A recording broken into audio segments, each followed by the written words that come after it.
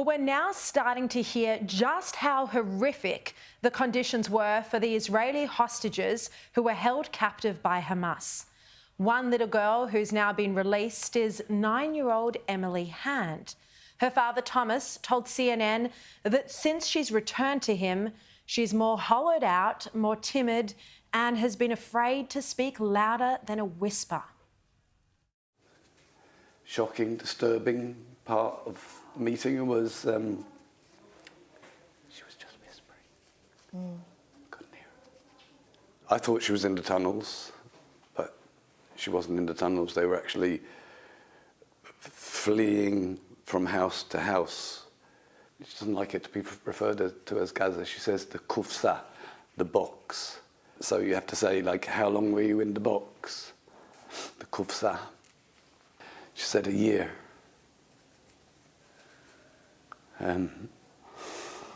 So, apart from the whispering, that was like a punch in the guts. He said that when she came back, she'd forgotten how to be comforted. She cried until her face was red and blotchy while covering herself up under the covers of the bed. As you heard, she said she thought she'd been gone for a year, not 50 days. He also spoke about how her face is now chiselled and it used to be healthy and chubby. Another released hostage, 12-year-old Atan Yahalomi, was forced to watch the October 7 murder and massacre videos on repeat while he was held captive. Just let that sink in. Hamas forcing a 12-year-old to watch videos of the October 7 massacres on repeat. No child should ever have to watch that. His aunt, Devorah Cohen, has done media interviews. She said that if the children cried, Hamas threatened them with rifles to shut them up, pointing a gun at the children when they cried. And that's why Emily Hand couldn't speak louder than a whisper. And when Atan arrived in Gaza, just a 12-year-old, so when he was first kidnapped and taken to Gaza, he said that all the residents beat him. They all came out and beat him. Just a child. And yet the anti-Israel media has insisted that Hamas was apparently treating the hostages well. What a joke. Joining me now is former Israeli ambassador to Australia, Mark Sofer. Mark, thank you very much for joining me once again. What are we starting to learn about these conditions, the environment that the hostages were held in, and how much does it upset you? Well, of course, you know, the upset is huge, not just for me, but for the entire country. It's a sort of a blow of the type that we never thought we'd have to imagine. And some of the stories you've already mentioned, Sharri, but there are others. Many of the children and certainly the elderly women have come out lice-ridden, lice all over them, and very dangerous and difficult skin conditions and diseases as a result of being held in filthy conditions under tunnels for over 50 days. Malnutrition has set in a number of different cases, especially in children who have lost maybe 12, 15 kilos because they were fed with rice and stale pita for this amount of time. You know, the stories that will continue to come out, and we're not even beginning to think of, because we don't know yet, the psychological damage to the children, to the elderly, and, you know, there's still 155 hostages left there, including children, and including a little baby, actually, still 10 months old. It's frightening. It's frightening what humanity, what bestiality some members of the human race, or whatever you want to call them, can reach. I know it never ceases to shock that there are humans capable of this level of cruelty and evil. That 10-month-old baby you speak about, his name Kafir Bibas, we learnt just yesterday that the baby, his 4-year-old brother Ariel, their parents, had been handed over to another Palestinian terrorist group.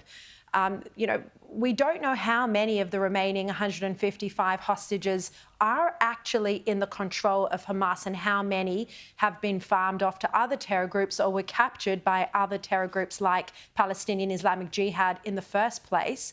What are, you know, the deals that are being done at the moment, that's just with Hamas. So these other groups aren't adhering to the deals, they're not agreeing to the release of hostages. So what can be done to get these families home?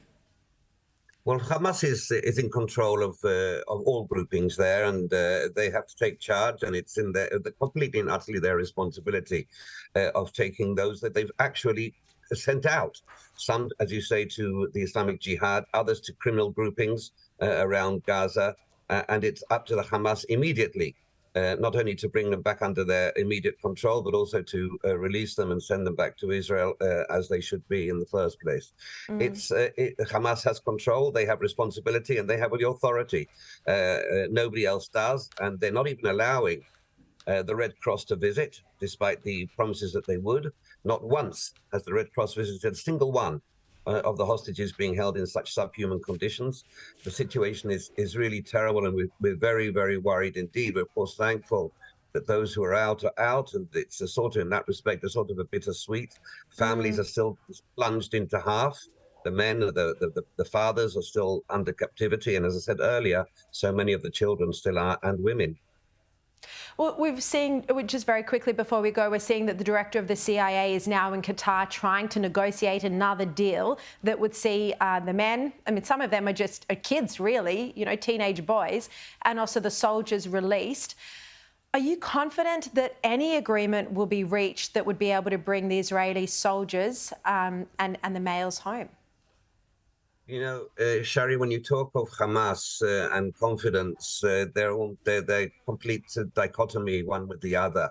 We're talking of a group of savage, of an organization of savage thugs, killers, murderers, rapists, you name it. So I think confidence is not a word that enters into any type of discourse here. But we still remain with our two most crucial goals and the upper goals that we have in our mind, which are, of course, the return of all hostages, all of them. And we now know that there are 3 dead soldiers being held, 3 corpses being held by Hamas, and the actual defeat of Hamas as a military force in the Gaza Strip, so that we don't have them ruling the place again and going back, as they have promised, to repeating their same 7th of October horrific atrocities all over again. So these two remain, but I think we must work to try and overturn every stone to bring back everyone, including, of course, the men and the soldiers. Absolutely. Mark Sofer, I really appreciate your insights as always. Thank you for joining us.